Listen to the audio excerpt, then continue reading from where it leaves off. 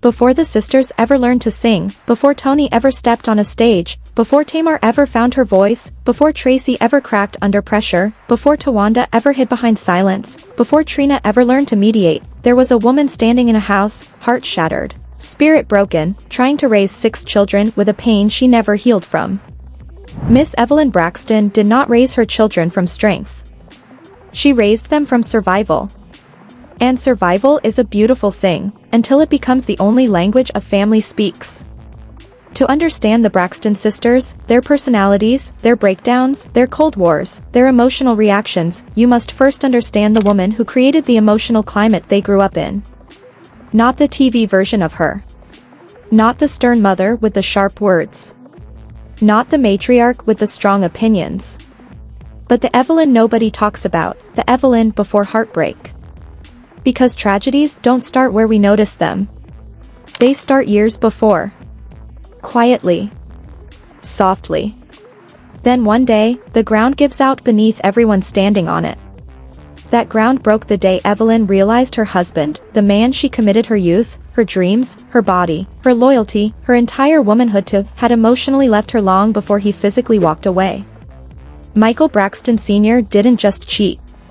He didn't just betray. He didn't just disappoint. He confirmed the fear Miss Evelyn had always carried deep inside: you are not enough. And once a woman believes that, once that sentence plants itself inside her chest, nothing remains untouched, not her voice, not her reactions, not her parenting, not her daughters. Miss Evelyn was not always harsh. She was not always bitter. She was not always suffocating. She was not always rigid. She became those things gradually, piece by piece, tear by tear, betrayal by betrayal. Because when a heart breaks quietly, it hardens loudly. So the daughters didn't meet their mother. They met her after the break. They met her after the disappointment. After the betrayal. After the collapse of her dreams. After years of holding a family together while grieving a marriage she never wanted to lose. What the world saw as strict parenting, the daughters lived as emotional thunder. Every decision.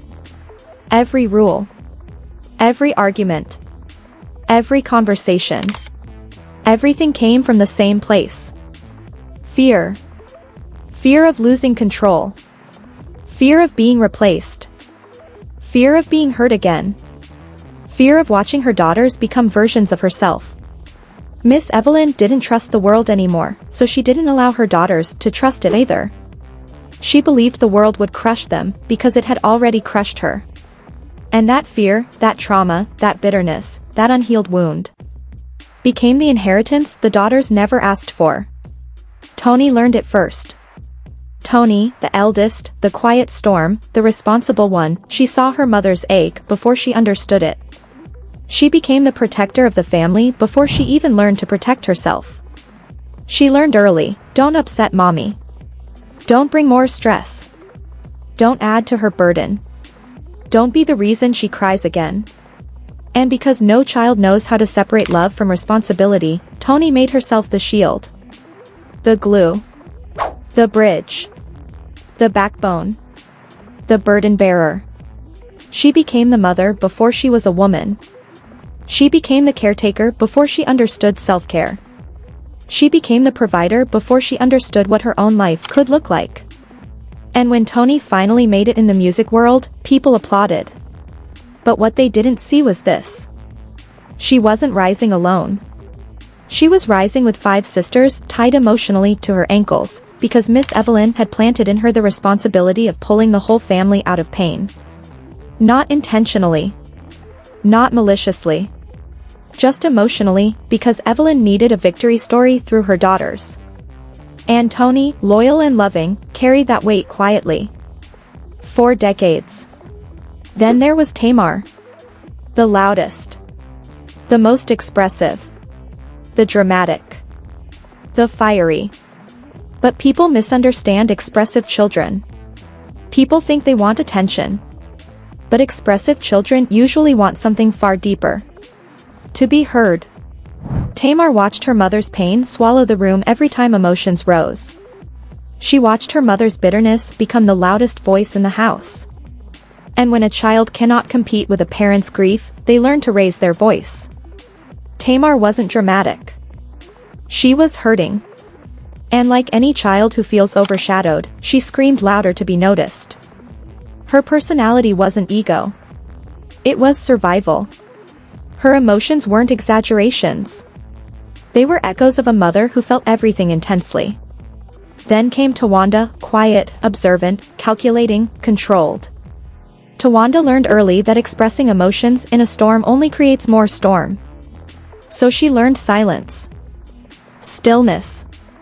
Containment. But emotions don't disappear when buried. They ferment. They rot. They turn into resentment. Towanda held decades of words she never said. And those unsaid words became distance, distance from Tamar, distance from her mother, distance from the expectations she was never allowed to escape. Then there was Trina, the mood softener, the pleaser, the peacekeeper. She used humor to survive in a house filled with emotional landmines.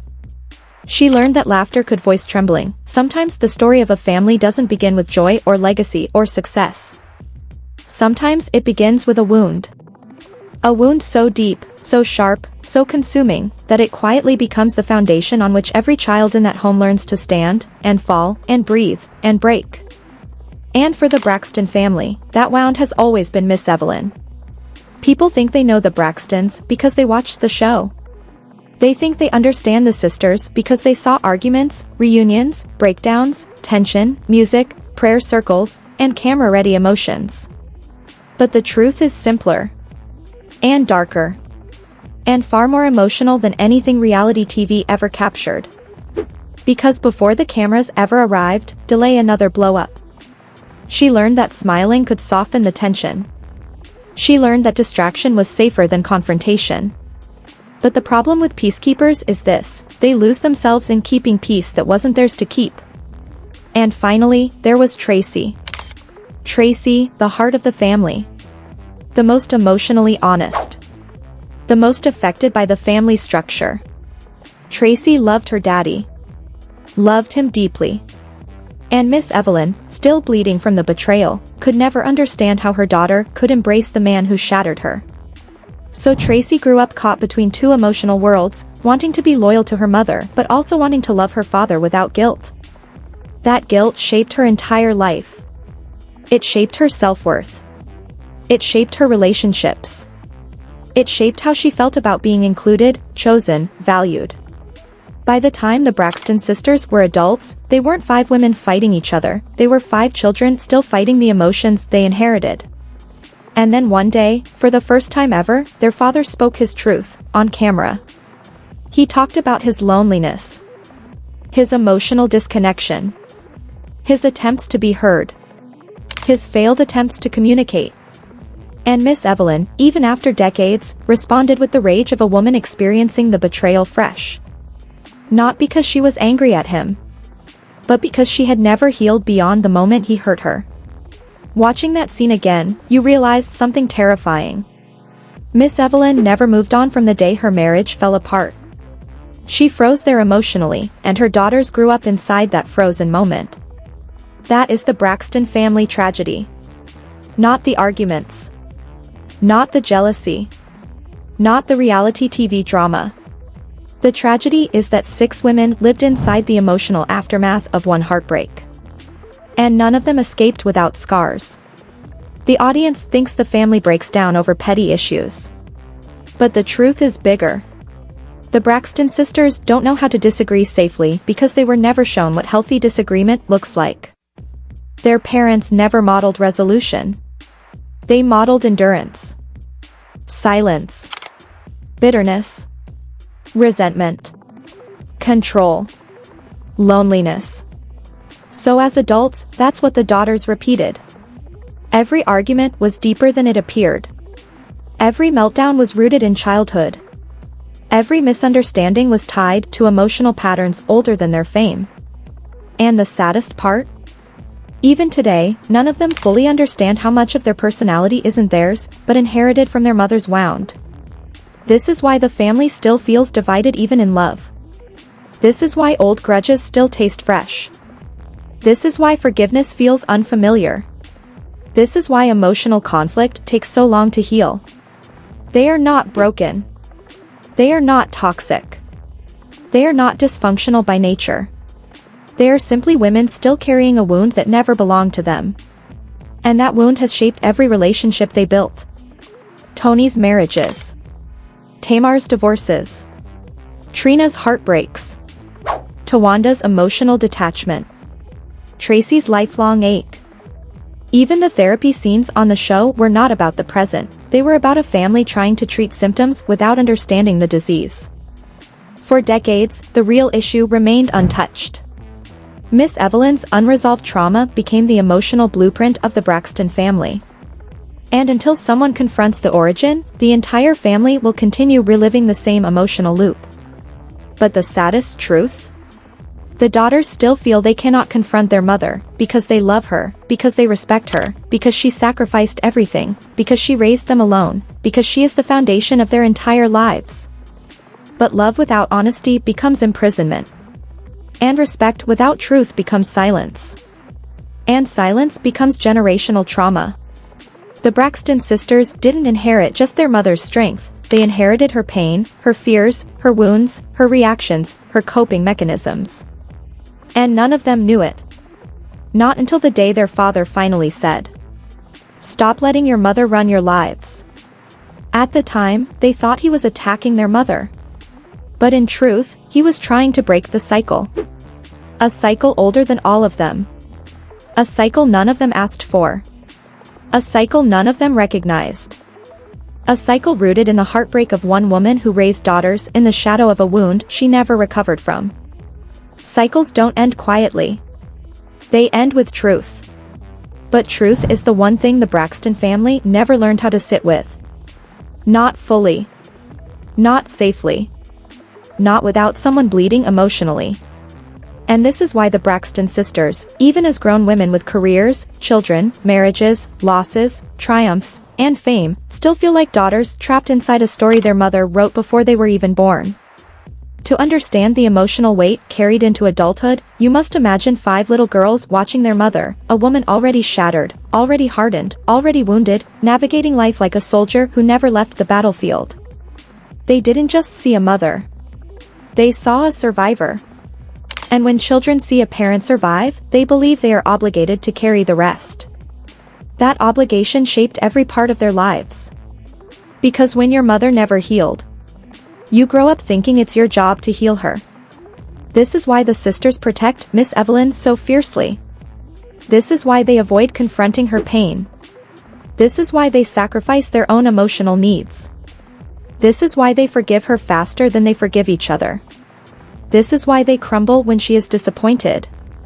This is why they fear telling her truth. Loyalty became their love language. Sacrifice became their emotional currency. Silence became their coping mechanism. Perfection became their survival. Every daughter handled the family storm differently, but none of them escaped the rain. Toni, the daughter who carried the family. Toni never had the luxury of breaking down. She learned early that her mother needed stability, not a crying child. So she became stable. So stable, in fact, that everyone leaned on her, including Miss Evelyn. This is why Toni walks with a sadness she never explains. It isn't heartbreak. It's exhaustion. Decades of emotional weight, responsibilities, expectations, guilt, and the unspoken pressure of being the chosen one. The one who made it. The one who succeeded. The one who had to pull everybody else up. Success was never freedom for Toni. It was debt. An emotional debt she has been paying since childhood. And the bitterness she quietly carries isn't toward her sisters, it's toward the burden she never asked for. Tamar, the daughter who screamed what nobody else said. People laugh at Tamar's dramatic reactions. They call her loud, extra, over the top. But they never ask why the youngest child was always the loudest. Because loud children come from homes where emotions are swallowed. Where truth is hidden. Where silence is dangerous. Where pain sits in the corner like an unspoken ghost.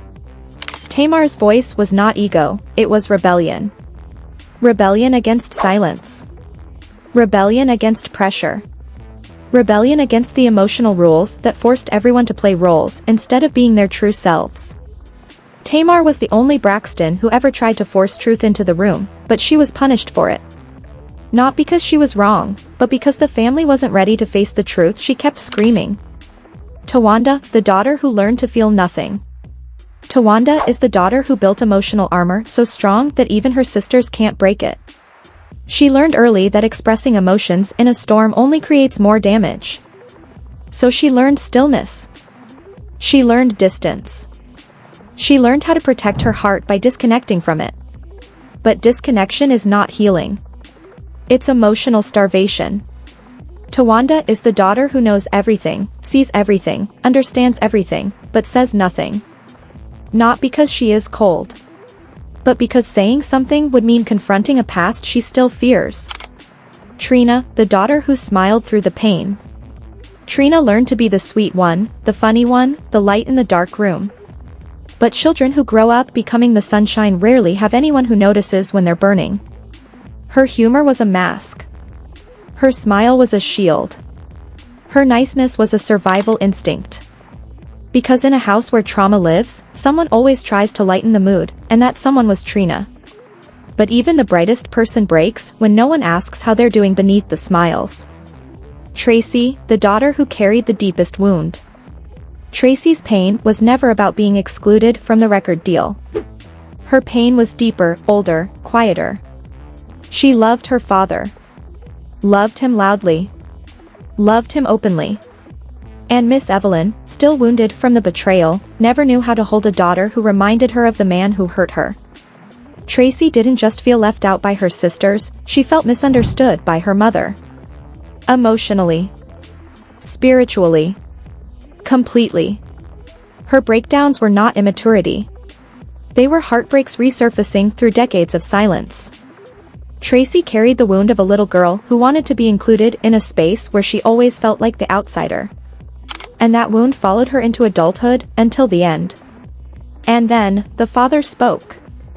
When Michael Braxton Sr. told the daughters, "Stop letting your mother run your lives," the world gasped. But what the world didn't understand was this.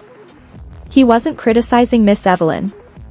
He was warning his daughters. Warning them about the emotional prison he saw forming around them. Warning them about the patterns he recognized because he once lived them. Warning them that trauma passed down unchallenged becomes destiny. But the daughters weren't ready to hear truth from a man they grew up believing was the villain. So they dismissed him. Ignored him. Shut him out. Not because he was wrong, but because they were loyal to a mother who raised them out of heartbreak. And loyalty is stronger than truth. The real tragedy, Miss Evelyn's wound became their identity.